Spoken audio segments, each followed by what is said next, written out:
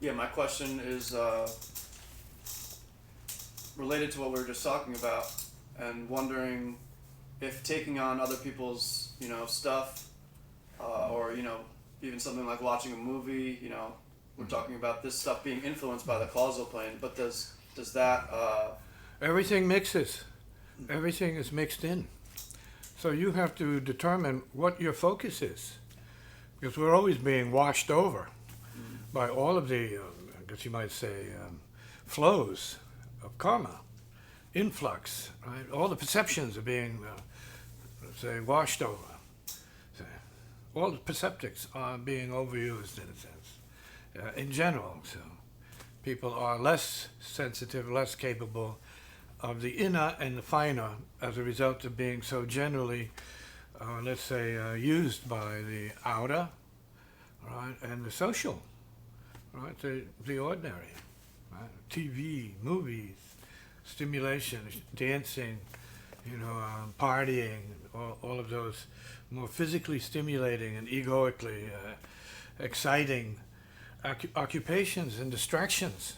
So there's not enough inner time to really sort any of that out until you come upon the yogi types who are paying more attention to that because they want to overcome, let's say, the negative effects of distraction at the world level so that they can pay attention to the spiritual and the inner and the more simple and more natural instincts that spirit gives some people. so maybe by having more of a connection to this or clarity, um, maybe then it has to do with just taking on what an individual feels like will further their cause or whatever their mission is or their vision is to get to that place. So it's like, okay, I'm going to take on a little bit of this, but I know it's going to be able to help me to progress in some way. It could. Mm. It could help you to digress or regress. It really depends on what you get stuck on. See, so it's always good to have guides, some kind of, let's say, trustworthy guide that's not going to let you get stuck in your own mind or in your own sort of bad karma. See, because that's where the power is. The painful karma is very powerful, and we all sort of bury it, and we're all like made of it, see, from birth. So it has to be used as wood for the fire wisely.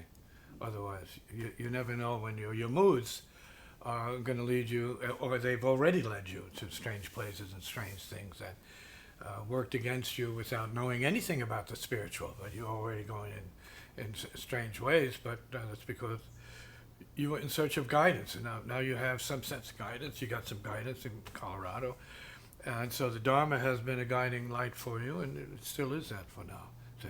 And so as long as that standard is the basis for, let's say, spiritual intuitive recognition or cognition of what the reality is, you can't veer too far away from it because you can always come back to the zero of what that means. It's emptiness. Right. Nothing. Start over, and then see how your mind restarts. See what your dreams are telling you. See what the negative effects of your existence show up as in your dreams. You're gonna have positive ones too, but you want to see what's standing in your way, not what you're enjoying all the time. Comment?